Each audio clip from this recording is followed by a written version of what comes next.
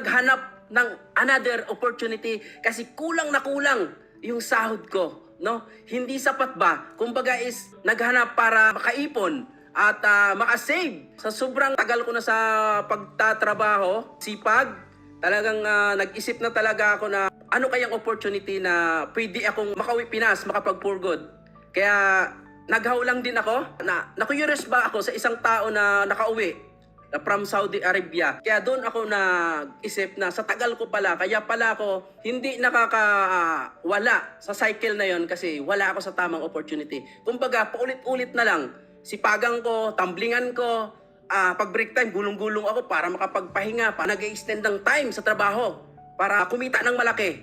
Pero the end of the day, doon ko na-realize na, sabi ko, ang tagal-tagal na, 11 years na. Kumbaga, paulit-ulit na lang yung buhay ko. Kaya, grabe, wala man akong sapat na ipon nung time na nakita ko ito. May ipon naman ako na talagang ibabayad ko sa bahay ko. Dito ko nilaan sa tamang opportunity. Yung pambayad ko sa bahay na iniipon ko kasi mayroon na akong due date dyan sa pag-ibig ng bahay na yan. Nilagay ko dito sa tamang opportunity. Kaya ito yung binigay sa akin. Because of that sa action ko, take action ko. Yung taong nakilala ko lang din sa online, naghaw lang din ako, sila yung nagsundo sa akin sa airport.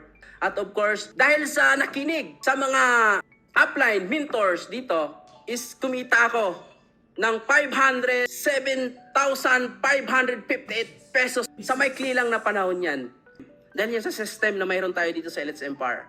Talagang tinuturuan talaga ako. Isa rin ako sa walang alam sa negosyo. Pero the moment na makinig lang, no, aralin lang ang business kasi meron tayo ditong sistema na susundan na lang, aaralin na lang. Kaya yan ang binigay sa akin. Wala ka nang dapat pag-isip kung nandito ka, mag-join ka sa opportunity na to. Kasi yan lang din ang ginawa ko. Papasalamat ako sa founder natin, si Empress Pearl Hong. Ito yung taong ang laki ng heart. Ang daming OFW na natulungan. Ang daming napauwi for good. Binago ang buhay. At I'm so proud na sasabihin ko sa inyo yan na isa ako na napauwi for good because of this opportunity. Dahil dyan, dating walang pangarap. Grabe, ngayon nangangarap ako at of course alam ko na makukuha ko yan.